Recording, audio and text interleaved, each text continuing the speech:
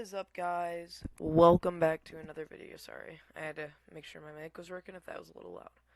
So, in today's video, there is some severe weather to cover, but we're mainly going to be focusing on all this drought conditions. So, if you notice up here in Oregon and Washington, nothing really happening. I mean, there's a couple pop-up storms in Oregon, but Washington, there's nothing.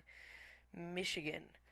Okay, Michigan, uh, Maryland, Pennsylvania, all of these places have a high risk for wildfires to start. So, if you notice, what's it called? Dew point in relative humidity. So, yeah, it's pretty low. I mean, you can see right here, it's not very high up. Everything's super dry. Uh, and there's a high chance of wildfires in a lot of these spots. Like up here, there's just a big chance of problems that come along with all this drought conditions. Grayling up here in Michigan already has a wildfire, I'm pretty sure. Yeah, so there's a wildfire in northern Michigan going right now. The thing was covering about 3,000 acres I saw, so that's not a small wildfire, and it's definitely still not contained. That thing is still rampaging. Now, there are a couple fires. Maryland looks a little bit more damp, so Maryland should be okay, but places like Pennsylvania, yeah, there's a wildfire there that I was looking at, a couple thousand acres, so it's not a small wildfire either. That one's at least a little bit more controlled than the one up here in Michigan. The one up here in Michigan has been blowing in all sorts of directions. Sorry, that was my brother. His name's Landon. So yeah, that happened. And then all of these wildfires up here in Quebec, I'm pretty sure. Yeah, Quebec.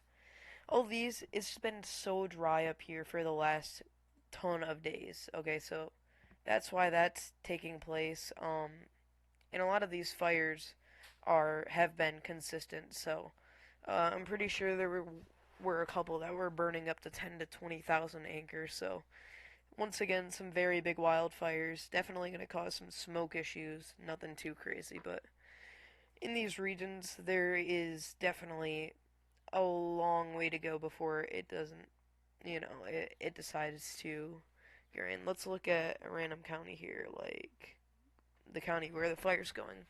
Grayling, got it. Grayling, Michigan. Alright, so wildfire's been happening here, so let's look at it. Ah, sorry. I don't even know where that just went. Oh, there it is. Okay, so they are not expected to get rain.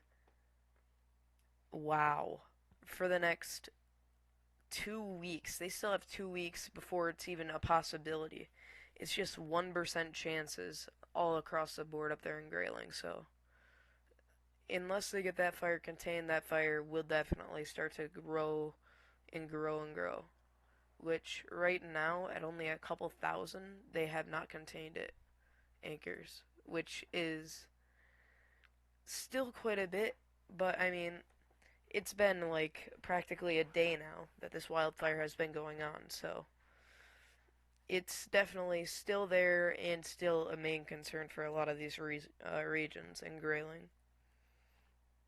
Um, so yeah, there a lot of this place is not expected to get storms for a long, long time. I mean, like it's just the relative humidity is so low, which is basically like the dryness. If it's 100% relative humidity, then there's going to be like moisture and dampness.